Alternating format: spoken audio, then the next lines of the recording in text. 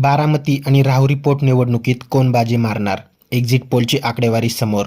सुनेत्रा पवारांचा विजय की पराभव? नेमका घडले काय ते सविस्तर पहा. त्यापूर्वी चॅनलवर नवीन असाल तर चॅनलला सबस्क्राईब करून बेल आयकॉनवर क्लिक करा.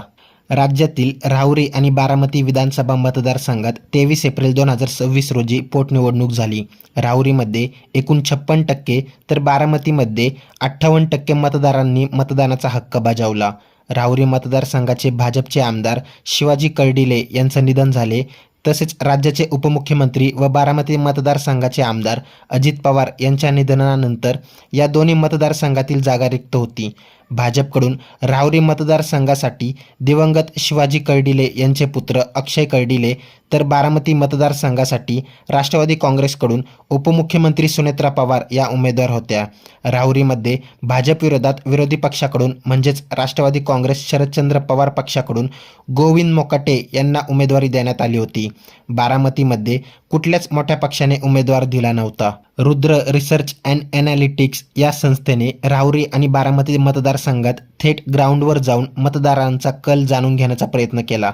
संस्थेच्या सर्व्हेनुसार राहुरीमध्ये भाजप तर बारामतीमध्ये राष्ट्रवादी काँग्रेसचा मोठ्या मताधिक्याने एकतर्फी विजय होण्याचा अंदाज आहे. रुद्र रिसर्चच्या अंदाजानुसार राहुरी मतदारसंघाच्या पोटनिवडणुकीत भाजप पुन्हा आपला गड राखणार असल्याचं दिसून येते. अंदाजानुसार भाजपचे उमेदवार अक्षय कर्डिले यांना 1,42,500 म्हणजे 76%, राष्ट्रवादी काँग्रेस शरदचंद्र पवार पक्षाचे उमेदवार गोविंद मोकाटे यांना 25,500 म्हणजे 14%, तर इतरांना 19,463 म्हणजेच 10% मतदान मिळण्याची शक्यता आहे. भाजपचे उमेदवार अक्षय कर्डिले यांचा तब्बल 1,17,000 इतक्या मोठ्या मताधिक्याने विजयाची शक्यता असल्याचे दिसून येते.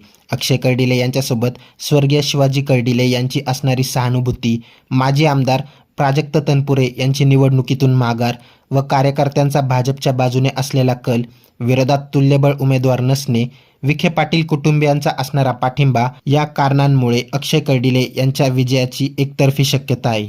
रुद्र रिसर्चच्या अंदाजानुसार बारामती मतदारसंघ पोटनिवडणुकीत राष्ट्रवादी काँग्रेस पक्षाच्या उमेदवार सुनेत्रा पवार यांना 2,12,000 तर इतरांना 11,705 मते मिळण्याची शक्यता आहे.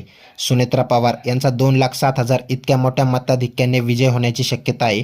बारामती मतदारसंघावर पवार कुटुंबियांचा असलेला प्रभाव आणि प्रमुख सदस्यांनी मतदारांमध्ये जाऊन केलेला प्रचार, स्वर्गीय अजित पवार यांच्या निधनामुळे नागरिकांमध्ये असणारी सहानुभूतीची मोठी लाट, कोणत्याही प्रमुख पक्षाने विरोधात न दिलेला उमेदवार, सुनेत्रा पवार यांच्या व्यतिरिक्त असणाऱ्या उमेदवारांचा मर्यादित प्रभाव यामुळे सुनेत्रा पवार यांचा एकतर्फी विजय होण्याचा अंदाज आहे. यावर आता तुम्हाला काय वाटते ते कमेंट करून नक्की कळवा. व्हिडिओ आवडल्यास लाईक करा, शेअर करा, सबस्क्राईब करा आणि बेल आयकॉनवर क्लिक करा.